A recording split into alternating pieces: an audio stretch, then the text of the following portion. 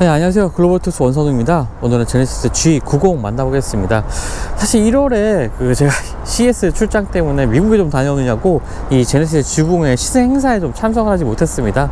물론 글로벌투스 최영석 국장님의 시승기를 통해서 이 차량을 소개해드리기도 했지만 제가 너무 궁금해서요. 그래서 좀 시승차를 좀 빌려봤습니다. 아무래도 좀 대한민국을 대표하는 가장 좀 프리미엄 세단이기 때문에 좀 어떤 모습으로 좀 바뀌었을지 너무나 좀 궁금했는데요. 오늘 시승을 통해서 그런 것들 한번 느낌도 전해드리도록 하겠습니다.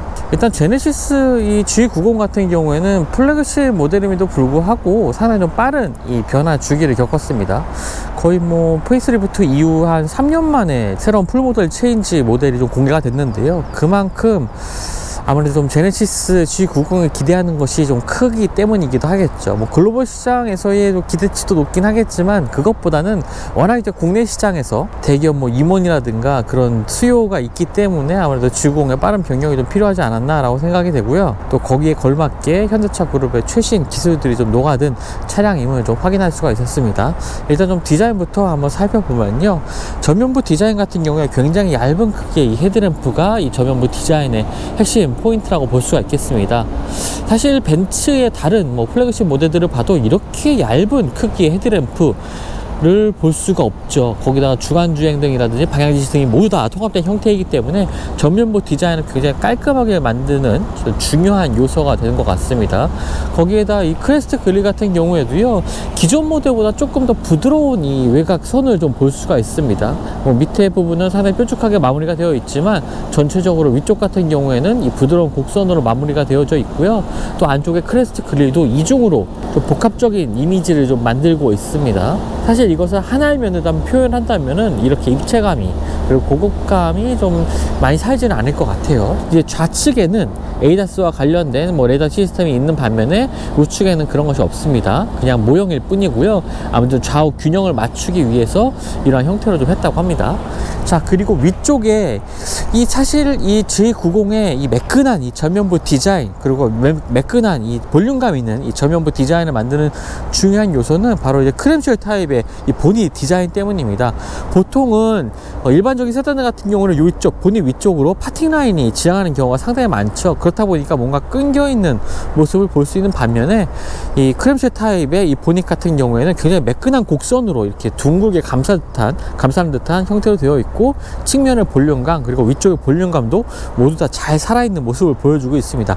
특히나 이제 헤드램프 위쪽이 아주 동그랗게 마감이 된 모습, 이런 것들이 상당히 매력적인 모습이 되는 것 같고요. 실제로 이 보닛 같은 경우에 알루미늄 소재로 만들어져 있기 때문에 무게도 굉장히 좀 가볍게 되어 있습니다. 알루미늄을 이렇게 좀 곡선 형태로 볼륨감 있는 형태로 다듬는 게 사실 쉬운 일은 아닙니다. 그런 것들 이제 제네시스 G90을 통해서 선보여 왔다는 것, 이런 것들 이제 기술력을 좀 보여주는 부분이 될 수가 있겠죠. 타이어 같은 경우에는 휠 디자인은 이러한 형태로 되어 있고요. 이 휠 디자인을 보시면 아시겠지만 전체적으로 이 제네시스 G90 같은 경우에는 좀 소포 드리븐 취향의 대형 세단, 프리미엄 세단이긴 하지만 이 외관에서 볼 때 좀 스포티한 인상, 좀 경쾌한 인상을 보여주는 요소들이 상당히 많이 있습니다.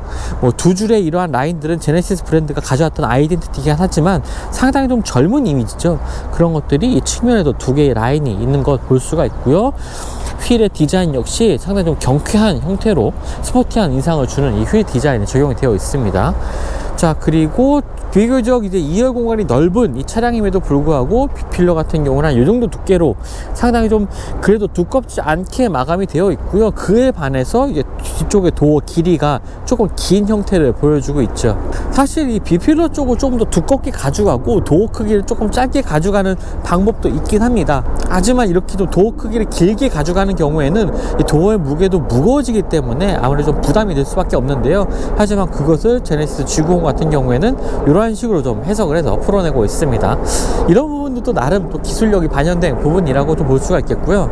휠 같은 경우에는 이제 20인치 타이어가 앞뒤로 적용되어 있습니다. 자, 뒤쪽에 와서는 이제 두 줄의 라인이 더해진 이 뒷모습을 볼 수가 있는데요.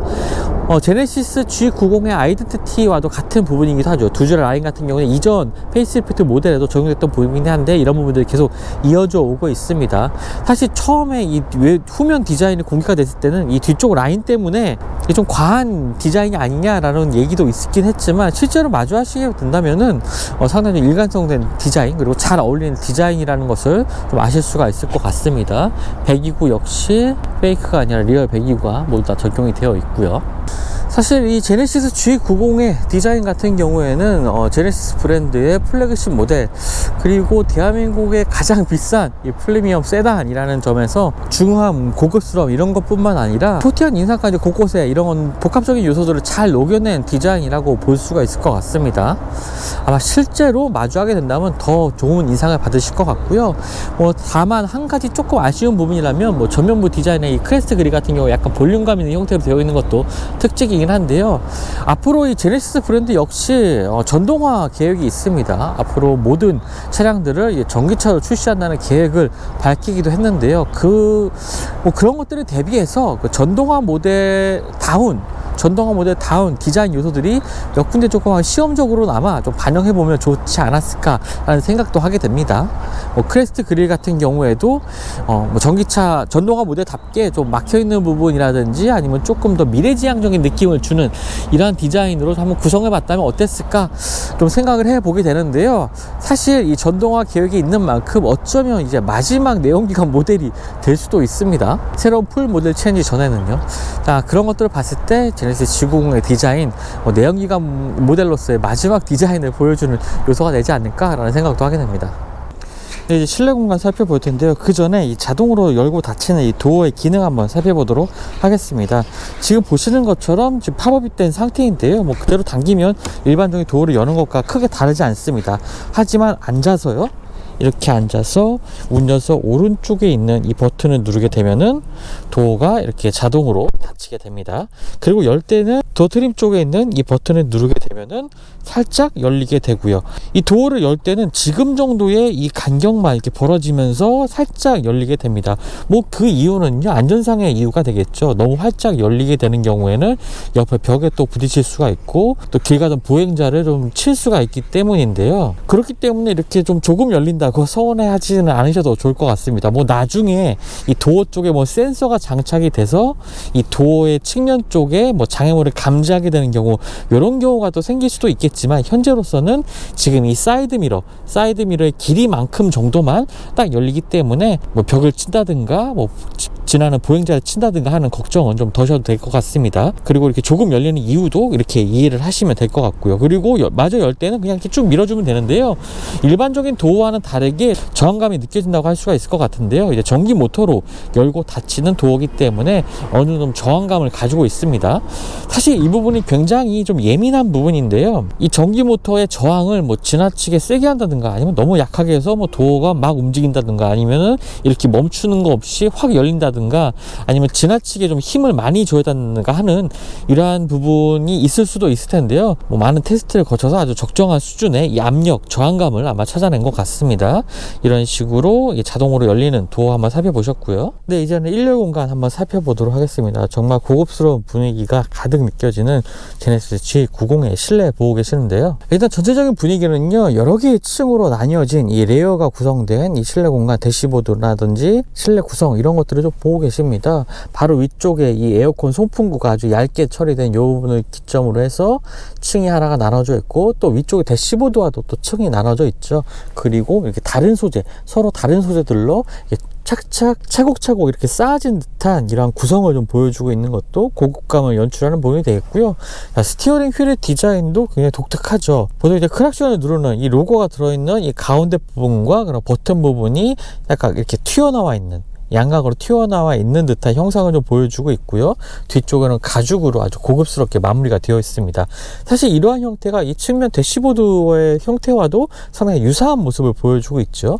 이 가죽 부분, 그리고 튀어나와 있는 이 로고 부분, 그 다음에 대시보드 가장 위쪽에 위치하고 있는 대시보드, 이런 것들과 상당히 좀 연관성 있는 디자인을 좀 보여주고 있습니다. 그리고 에어컨 송풍구의 이 가운데 루버 같은 경우에도 이제 길게 이어져서 동승석 끝쪽에서부터 앞부터 우리가 운전석에 있는 계기판 아래까지 곡선으로 이렇게 휘어져 들어가면서 이제 일체감 있는 형태로 좀 구성되어 있는 부분, 이런 것들 전체적인 구성 자체가 상당히 좀 세심하면서도 꼼꼼한 이런 고급스러운 느낌을 주는 실내 구성으로 좀 만들어져 있습니다. 사실 거기다가 저는 조금 더 반가웠던 것이요, 이 모니터의 크기입니다. 뭐 요즘 이렇게 좀 큰 크기, 가로로 긴 형태의 모니터들 현대차의 고급 세단들에서는 많이 사용되고 있는데요. 최근에 뭐 수입 모델들 같은 경우에는 굉장히 큰 화면을 구성하고 있는 경우가 좀 종종 있죠. 하지만 그렇지 않고 이렇게 좀 가로로 긴 형태의 디스플레이를 유지하면서 이 실내 고급스러운 소재들을 여전히 이렇게 잘 유지하고 있는 부분, 사실 이런 점들이 오히려 이 제네시스 G90의 분위기에는 좀 더 맞는 것 같다는 생각이 듭니다. 오히려 좀 더 이제 큰 대형 대화면의 디스플레이 같은 경우에는 이제 2열 구성 쪽으로 넘겨서 뭐 다양한 인포테인먼트 시스템, 뭐 영화를 본다든지 뭐 음악을 즐기는 것, 이런 것들의 환경을 조금 더 좋게 만드는 이런 데 좀 활용하면 좋을 것 같고요. 좀 운전석 쪽 아무래도 좀 소포 드리븐 위주의 차량이다 보니까 이 정도 크기의 모니터들로만 구성해도 뭐 충분히 만족스러운 좀 디자인을, 그리고 디자인 구성을 좀 뽑아내지 않았나 라고 생각이 듭니다. 자, 일단 계기판부터 한번 살펴보죠. 계기판도 풀 디지털 계기판으로 적용이 되어 있고요. 화면 구성 같은 경우에는 이렇게 되어 있지만, 왼쪽에는 속도계, 뭐 오른쪽에는 RPM 게이지로 구성되어 있지만 이 또한 좀 다양하게 바꿀 수가 있습니다. 스티어링 휠 이제 왼쪽에 있는 이 버튼을 눌러서 화면의 구성을 바꿀 수가 있는데요. 뭐 지금 보시는 것처럼 이제 속도계와 차량 정보들을 다르게 표시할 수도 있고요. 그리고 다이얼을 위아래로 옮기게 되는 경우에는 증강현실 화면도 이렇게 확인을 할 수가 있는 점도 특징이 되겠습니다. 그리고 내비게이션 화면, 그래픽을 계기판에서 모두 다 보여줄 수도 있겠고요. 또 스티어링 휠 오른쪽에 있는 이 버튼을 움직여서 이제 가운데 보여지는 이 정보들을 변경을 할 수가 있습니다. 뭐 주행 거리, 뭐 연비 정보라든지 아니면 미디어 정보, 이런 것들을 이렇게 확인을 할 수가 있고요. 그리고 이 버튼을 이제 길게 누르게 되는 경우에는 이 화면을 또 숨길 수가 있어서 상당히 깔끔한 이 화면 구성으로 만들 수가 있습니다. 증강현실 화면 같은 경우에도요, 지금 보시는 것처럼 이 부분이 이제 어댑티브 크루즈 컨트롤과 관련된 화면이고요. 증강현실 화면으로 바꾸게 되면은 뭐 지금은 내비게이션 화면이 나오고 있지만 이 부분도 증강현실, 그 다음에 계기판, 그 다음에 앞쪽에 나오고 있는 내비게이션 정보까지 다양한 정보들 세 가지 화면을 통해서 이 내비게이션 정보를 보여주기 때문에 쉽게 길을 잃을 그러한 일은 좀 없을 것 같습니다. 자, 그리고 인포테인먼트 시스템 같은 경우는 기존의 현대차에서 이렇게 확인을 할 수 있었던 인포테인먼트 시스템과 뭐 내용은 동일합니다. 하지만 디자인에서도 조금 차이가 있을 뿐이고요. 뭐 후속 취침 모드라든지 눌러보게 되면은 뭐 사운드가 줄어드는 이런 후속 취침 모드라든지 뭐 무드 큐레이터, 실내 조명 같은 것이라든지 뭐 방향지가 얼마나 분사되는지, 아니면 음악 같은 것들, 이런 것들을 좀 설정을 해서 편안한 이 실내 분위기를 연출하는 것도 좀 특징이 될 것 같고요. 자, 지금은 휴식 모드에서 좀 음악이 지금 흘러나오고 있는데요. 이런 것들의 기능들도 설정을 할 수가 있습니다. 자, 그리고 주행 모드 같은 경우에 일단 좀 화면을 좀 내려와서 이제 아래쪽에는 공유장치가 있고요. 뭐 터치 방식으로 지원되는 이 화면도 구성이 되어 있는 라운드된 형태의 공유장치 화면이 굉장히 좀 실내 분위기가 잘 어울리는 모습을 좀 보여주고 있습니다. 외부 같은 경우에는 좀 직선적인 이미지죠. 가로로 긴 형태의 좀 직선적인 이미지, 조금 좀 어떻게 보면 좀 날카로운 이미지일 수도 있는데요. 그런 것들이 좀 실내 와서는 좀 곡선 형태가 좀 강조되면서 굉장히 좀 부드러운 모습, 좀 편안한 분위기를 연출하고 있습니다. 아래쪽에 컵홀더 2개 마련되어 있고요. 커버도 아주 고급스럽게 마감이 되어 있죠. 이러한 느낌들도 굉장히 부드럽습니다. 전혀 뭐 덜컹인다든지 뭐 플라스틱 소리가 나는 그런 부분들이 전혀 없고요. 요 맞닿는 부분까지도 가죽으로 마무리되어 있어서 아주 클로징 할 때 소리도 없습니다. 이런 것들도 벤츠나 뭐 BMW 이런 것들과 비교해봐도 이런 부분에 있어서는 정말 가장 좋은 모습을 좀 보여주지 않나 라고 생각이 들고요. 자, 아래쪽으로 이제 기어 노브 다이얼과 함께 뭐 인포테인먼트 시스템을 조작할 수 있는 다이얼이 있는데, 사실 이런 부분들도요, 두 개의 다이얼이 있기 때문에 뭐 이런 것들을 디자인을 뭐 일치시킨다든지 굉장히 비슷한 분위기로 만들 수도 있겠지만, 그런 것들이 만졌을 때 이러한 질감이라든지 이런 것들을 차이를 크게 가져가면서 운전 중에 이제 무의식적으로 손을 뻗었을 때 확실히 좀 구분할 수 있는 이런 모습도 보여주고 있는 것 같습니다. 거기다가 이 기어노브 다이얼 같은 경우에는 이제 뭐 일반적으로 D나 뭐 N 모드로 놨을 때는 큰 차이는 없는데 이제 R 모드로 두게 되면 살짝 여기서 진동이 옵니다. 그래서 내 차를 후진 모드로 놨다라는 것을 확실하게 운전자에게 경고하는 모습, 이런 것들도 상당히 좀 세심한 부분이 되는 것 같아요. 뭐 다른 수입차들에서는 찾기 힘든 기능이 아닌가 생각이 됩니다. 자, 아래쪽으로는 이제 드라이빙 모드 변경 버튼이 있는데요. 자, 드라이빙 모드 같은 경우에는 지금 보시는 것처럼 인포테인먼트 시스템 상에도 뭐 에코, 컴포트, 스포츠 세 가지가 나오고 있고요. 자, 계기판 상에도 이런 식으로 각 주행 모드에 따라서 색상이 바뀌는 모습 볼 수가 있습니다. 그런데 이제 드라이브 모드를 길게 누르게 되면요, 이제 마이 모드로 전환이 됩니다. 이 마이 모드 같은 경우에는 설정을 한번 들어가서 확인을 해 보면요, 자신의 취향에 맞게 뭐 파워트레인, 스티어링, 서스펜션, 그다음에 AWD 설정 같은 것을 변경할 수 있는 부분도 있고요. 간편하게 스마트 모드와 슈퍼 모드 이 두 가지로 설정도 할 수가 있습니다. 스마트 모드는 뭐 운전 스타일에 맞게 자동으로 내 차가 알아서 서스펜션의 강도, 스티어링의 강도 같은 것을 쌓인 데이터를 통해서 설정을 해주는 거고요. 이 슈퍼 모드 같은 경우에는 뒷좌석의 승차감을 좀 최적화하기 위한 모드라고 합니다. 그러니까 뒤쪽에 있는 서스펜션의 세팅 같은 것을 좀 달리해서 이 2열에 있는 분들의 뭐 승차감 이런 것을 최적으로 만들어주는 두 가지 모드를 또 별도로 마련하고 있습니다. 그렇기 때문에 주행 모드가 총 6가지가 되는 거죠. 상당히 다양한 이 주행 모드를 통해서 여러 가지 도로 환경에 최적의 이 주행성을 보여주는 차량이 제네시스 G90 같고요. 그 다음에 뭐 스마트폰 무선 충전 패드와 함께 이 아래쪽에 있는 버튼을 누르게 되면은 이제 암레스트가 열리면서 수납 공간이 마련이 되어 있는 것을 볼 수가 있습니다. C타입의 포트 2개 마련되어 있고요. 수납 공간도 굉장히 여유 있는 모습 보여주고 있습니다. 이게 반씩 열리기 때문에요, 좀 이렇게 팔을 걸치고 있는 상태에서 버튼을 눌렀을 때 한쪽만 열리기도 하고요. 그래서 뭐 짐을 편하게 싣기도 하고 팔도 걸칠 수 있는, 좀 이렇게 편하게 사용할 수 있는 암레스트, 그리고 수납 공간 함께 보셨습니다. 자, 시트 같은 경우에도 굉장히 뭐 소재의 고급감이라든지 편안함 이런 것들은 말할 필요가 없고요. 좀 만져봤을 때 질감도 굉장히 훌륭한 이 가죽 시트가 적용이 되어 있습니다. 거기다 이제 주행 모드에 따라서요, 일반적으로 에코 모드나 뭐 노멀 모드에서는 좀 편하게 앉을 수 있는 이 시트가 마련되는 반면에 이제 스포츠 모드로 바꾸게 되면은 이 아래쪽에 엉덩이 부분이 있는 쪽이 좀 더 밑으로 꺼지면서, 그리고 이 러머 서포트가 이제 허리를 좀 더 잡아주면서 좀 더 스포티한 주행에 맞는 이 시트 포지션을 만들게 됩니다. 이런 것들도 모두 운전자가 일일이 설정하지 않고 차에 맡겨도 되는 만큼 굉장히 좀 모든 주행 모드에서 최적의 시트 포지션을 만들어주는 요소가 되는 것 같습니다. 네, 이제 2열 공간 한번 확인해 보겠습니다. 2열 공간도 사실 롱휠 베이스 모델이 좀 출시가 될 예정이죠. 지금 현재는 노멀 모드만 출시가 된 상태인데요. 롱휠 베이스 모델이 아니더라도 뭐 실내 공간에 있어서 정말 여유로운 이런 공간, 그리고 편안한 공간 좀 보여주고 있습니다. 거기다가 이 노멀 버전 역시 이 보조석, 동승석 시트가 완전 접혀서 이제 편안한 시트 포지션을 만들어주는 이 릴렉스 모드가 적용되어 있기 때문에 굉장히 편하게 좀 이동을 할 수가 있습니다. 네, 뭐 앉았을 때 무릎 공간 뭐 당연히 여유가 있고요. 앞쪽에 발을 뻗는 공간도 이제 카펫이 좀 깔려 있습니다. 그냥 부드럽게 이제 실내에 들어올 수가 있었고요. 앞쪽에 발을 뻗어서 뭐 차량 안쪽에 뭐 발을 넣을 공간도 있긴 하지만 굳이 그런 것이 필요 없을 정도로 발을 넣는 공간 자체가 굉장히 여유가 있습니다. 베겐올룹슨의 사운드 시스템이 적용이 되어 있습니다. 이 전방에 모니터가 하나 장착되어 있는데요. 디스플레이, 터치 디스플레이가 마련이 되어 있습니다. 여러 가지 정보들, 지도 정보라든지 목적지 정보, 뭐 블루투스 헤드셋 이런 설정도 할 수가 있고요. 특히 이제 뭐 부동산 정보라든지 이런 것들을 보게 되면은 내 주변에 아파트 시세가 이렇게 나오는 것을 볼 수가 있습니다. 와, 잠실 일대 아파트 가격은 정말 엄청나네요.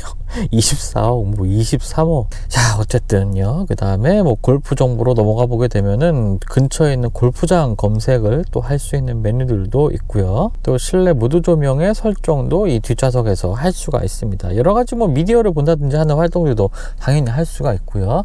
그리고 위쪽에 보시면 이제 두 개로 분할된 형태의 선루프가 마련이 되어 있습니다. 그리고 오른쪽에 있는 암레스트의 이 다이얼을 돌려서 각각의 메뉴들을 조절할 수가 있습니다. 이 레프트 라이트 버튼을 눌러서 각각 창에 있는 정보들을 따로 이제 컨트롤하는 것도 이게 가능하고요. 아래쪽에는 무선 충전 패드 마련되어 있고 작은 수납 공간 마련되어 있습니다. 이쪽에 USB 포트가 이제 C 타입이 2개가 마련되어 있고요. 이어폰을 꽂을 수 있는 잭도 2개가 같이 있습니다. 그리고 시트 같은 경우에는 이 측면에 있는 이 레버를 통해서 시트를 조절할 수가 있는데요. 앞쪽 뭐 1륜과는 다르게 이제 앞으로 빼는 경우에는 시트 자체가 이제 눕는 형태로 바뀌게 됩니다. 그리고 일일이 조절할 필요 없이 지금 이 왼쪽에 있는 레스트 버튼을 누르게 되면은, 길게 누르게 되면은 시트가 가장 편한 포지션으로 바뀌게 됩니다. 지금 보시면 상당히 각도가 좀 많이 누워 있는 것을 좀 보실 수가 있는데요. 지금 이 머리를 지지해주는 이 헤드레스트 같은 경우에도 굉장히 부드러운 소재로 되어 있는 부분, 이런 것들이 있고, 또 시트 같은 경우에도 굉장히 편한 각도로 조절이 가능하기 때문에 굉장히 편하게 이동할 수가 있습니다. 거기다가 2열 뒤쪽에 이 레스트 버튼을 누른 경우에는 지금 보시는 것처럼 이제 동승석이 완전히 접히게 됩니다. 그리고 이제 발을 뻗을 수 있는 이 발 받침대까지 이렇게 나와주기 때문에 가장 이제 상석이죠. 2열 뒤쪽에 오른쪽 2차 시트에 앉는 경우에는 이렇게 편안하게 발을 길게 뻗고 누워서 이동할 수도 있습니다.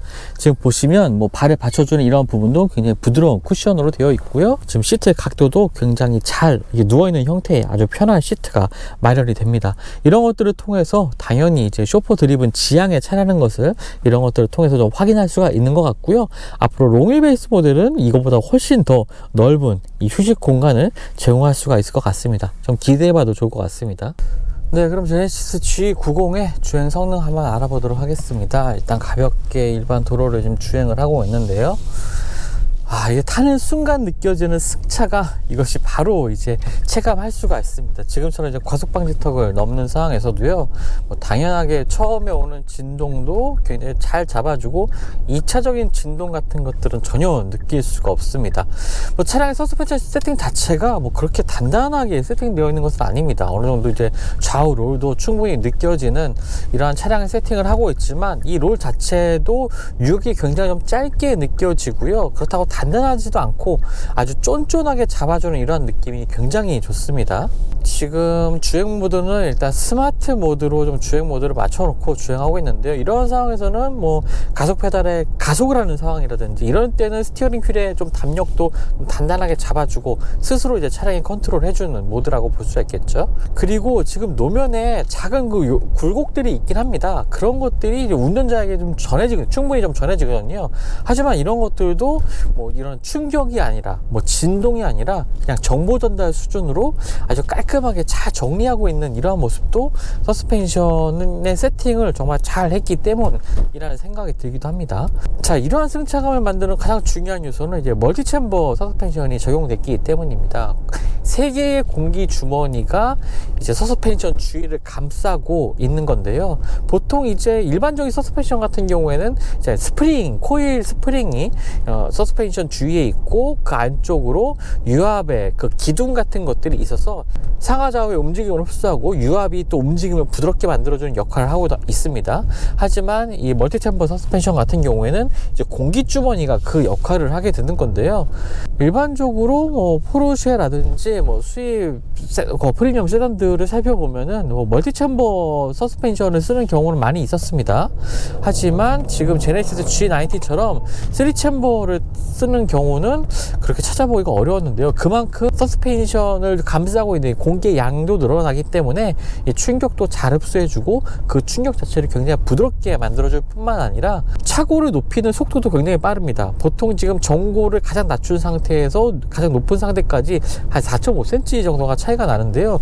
주행 모드에 따라서 이 차량의 높이가 바뀌기도 하고, 스티어링을 왼쪽에 있는 버튼을 눌러서 이 차량의 높낮이를 조절할 수도 있습니다. 그리고 버튼을 눌렀을 때 움직임이 굉장히 빠릅니다. 차량의 움직임, 전고 앞뒤 움직임이 좀 빠르게 움직이면서 차량의 전고를 조절하는 것도 이 멀티챔버 서스펜션을 썼을 때 장점이라고 볼 수가 있겠죠. 거기다가 지금 뭐 스마트 모드로 주행하고 있지만 슈퍼 모드로 이제 주행 모드를 바꾸게 되면은 아무래도 뒤쪽에 있는 승차감을 조금 더 부드럽게 이 서스펜션 세팅이 만들어 주는 것 같습니다. 아쉽지만 지금은 제가 운전을 하기 때문에 뒤쪽에 승차감을 좀 체험해보고 있지는 못하긴 한데, 차후에 한번 좀 체험해보고 그 느낌도 전해드리도록 하겠고요. 일단은 뭐 운전석에서 앉았을 때의 느낌도 굉장히 좋지만 2열에서의 승차감이 훨씬 더 좋지 않을까라고 생각이 됩니다. 사실 파워트레인은 이전 모델과 뭐 큰 차이는 없습니다. 거기다가 뭐 대배기량의 이런 엔진들도 많이 정리가 됐고요. 3.5L 480마력의 이 엔진만 단일 트림으로 지금 엔진 파워트레인은 운영이 되고 있습니다. 단순히 뭐 부드럽고 편안하기만 한 건 아닙니다. 주행 모드를 또 스포츠 모드로 바꿔보면요, 나름 스티어링 휠의 담력도 좀 묵직하게 변하고, 특히나 이제 말씀드렸던 것처럼 시트의 포지션이 바뀌게 됩니다. 엉덩이가 좀 더 낮은 이제 시트 포지션을 만들어주게 되고요. 허리를 지지해주는 이 러버 소프트도 이제 허리를 좀 꽉 잡아주게 됩니다. 사운드도 괜찮죠. 지금 이제 가속을 해보면은 아주 중저음의 으르렁거리는 사운드가 운전자를 좀 자극하긴 한데, 이미 충분히 조금 차음이 좀 잘 되어 있는 차다 보니까 인위적인 사운드의 느낌도 좀 강하게 들기도 합니다. 380마력의 출력 또한 그렇게 뭐 부족하다는 생각은 들지 않습니다. 뭐 사실 제네시스 G90이 이게 속도를 내기 위한 차량은 아니잖아요. 아무래도 운전자보다는 뒤쪽 2열에 앉은 승객을 위한 차량이다 보니까 출력이라든지 스포티한 주행 성능 이런 것들보다는 얼마나 편안하게 좀 이동할 수 있나, 얼마나 부드럽게 그리고 스트레스 없이 이동할 수 있나, 이런 것들이 제네시스 G90을 평가해야 되는 가장 중요한 포인트가 아닌가 생각이 되고요. 또 그런 것을 봤을 때 제네시스 G90 상당히 좀 좋은 완성도를 보여준다라는 생각이 듭니다.